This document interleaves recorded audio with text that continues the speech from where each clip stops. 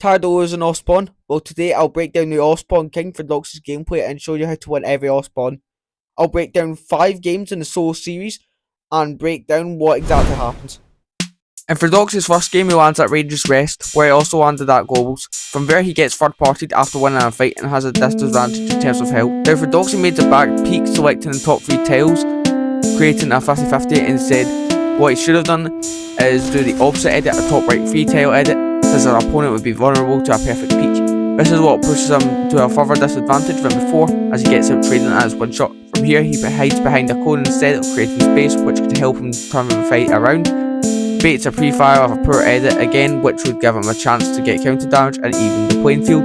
However, he then goes and makes the same edit again because he isn't protected. The other player pre-fires him, and he goes down with only 2 points, where he could have gotten at least 30 from this game. Now if we look at his opponent's perspective, he does everything almost perfectly. He gets an angle onto for Doxy as a third party on the left of the box, preventing a right hand peek should he get edited on. Pressures the wall to the left and creates a diagonal box fight. Now he phases through 2 walls using his pickaxe. Now double swinging with a pickaxe here is fine as Doxy was healing. However, if he wasn't, then this would be a bad play and allow Doxy to pre-fire.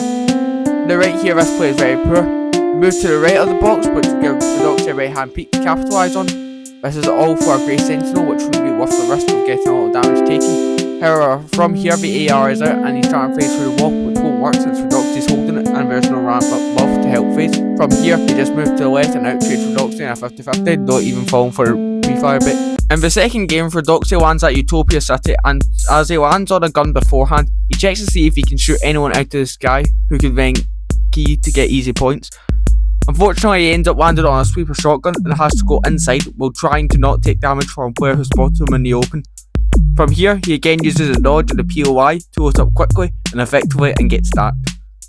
After getting a purple hammer AR, he goes and checks to see if he can get any damage onto anyone, but no one is able to get hit because they're all protected, which would then even the playing field for Doxy, unfortunately. After popping a single bandage, he immediately spots a player going for a stop truck. He then goes and pushes a player to try and stop the player getting health and ambush him to get eliminations. The player breaks the slurp truck, and so for Doxy backs off, knowing that he won't be able to win that fight, and uses walls to protect himself.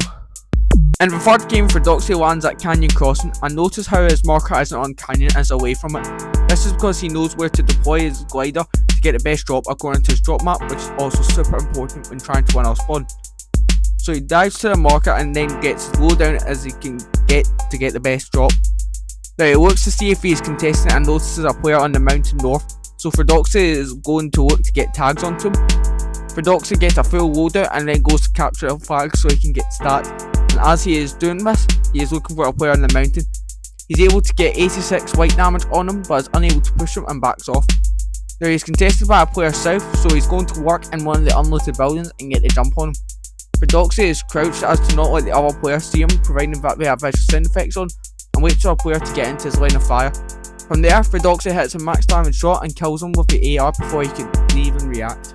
In the fourth game, Doxy lands at the OXR outpost northwest of Supernova Academy, so there is less players and he ends up being uncontested. He mantles to stop gliding and drops down to the OXR chest and looks to beam players out the sky.